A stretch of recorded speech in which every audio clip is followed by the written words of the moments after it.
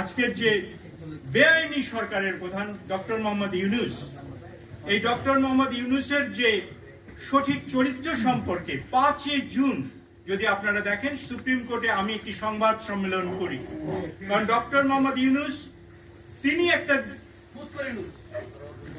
আমি তাকে সম্মান দিয়েই কথা বলি, কারণ আমরা হলাম আওয়ামী লীগের সদস্য। আমি জননেত্রী শেখ হাসিনাকে বলেছিলাম যে আমরা যদি একটু আইনের ব্যত্যয় ঘটাতে পারতাম তাহলে ইউনূস আজকে জেলে থাকতো, আজকে ইউনূস বাইরে থাকতো না।